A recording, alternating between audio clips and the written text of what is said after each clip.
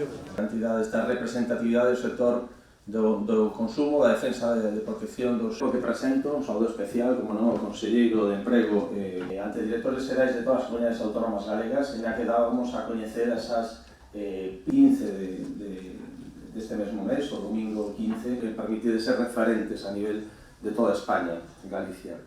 A parte de para dar a coñecer as conclusións desa fase de escoita activa durante todos estes meses, a calidade do comercio local, que en definitiva vai a ganar a confianza do consumidor. Consumidores, con Rosa Celia, pero a todos vos, moitísimas gracias por acompañarnos, tanto no lugar sobre esa fase de escoita activa.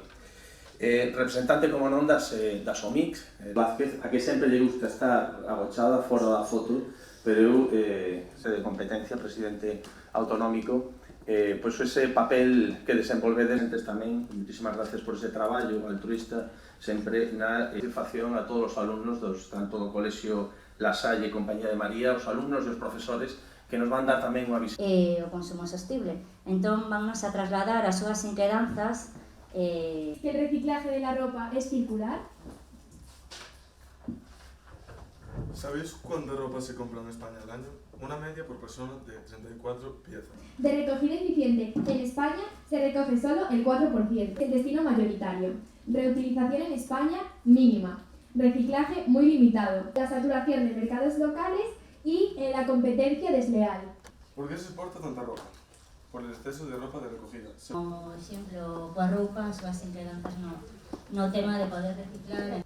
La distribución, estoy hablando de la publicidad.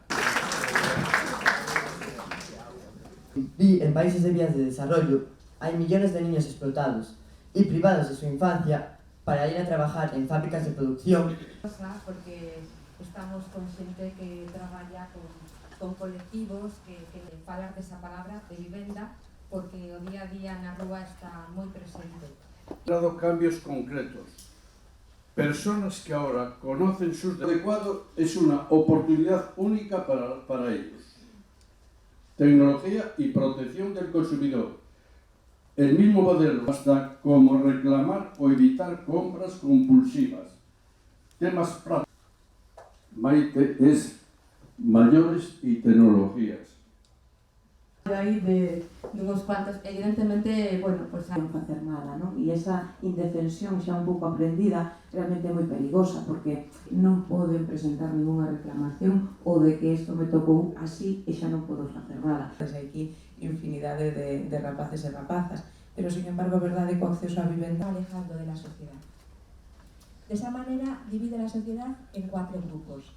El primero es estar creciendo continuamente, sino que la economía tiene que ser así.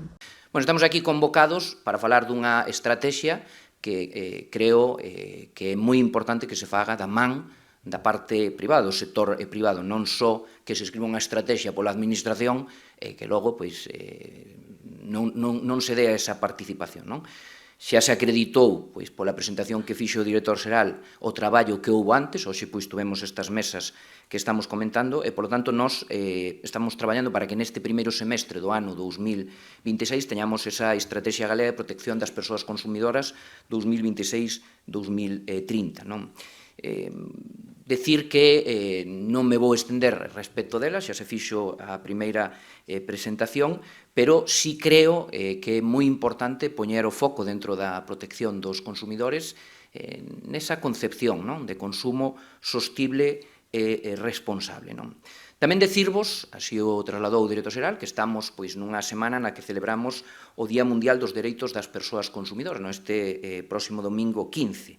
E eu aí quero agradecer o traballo, están aquí traballadores do Instituto, o Instituto Galego de Consumo e Competencia, pois o traballo que está facendo durante todo este mes de marzo, conmemorando a efeméride, a través dun programa divulgativo no que xa están a participar, pois, 10.000 alumnos e alumnas de 115 centros educativos galegos. Tamén a Escola de Consumo, pola labor que está facendo, vai chegar ás 20.000 persoas formadas neste ano.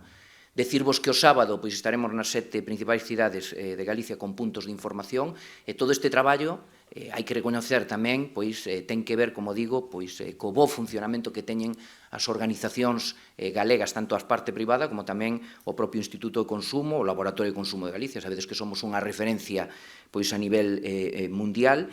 En definitiva, creo que Galicia, como tamén trasladou o director, pois, está en moi boa posición no que se refire ao respecto e á defensa dos dereitos dos consumidores.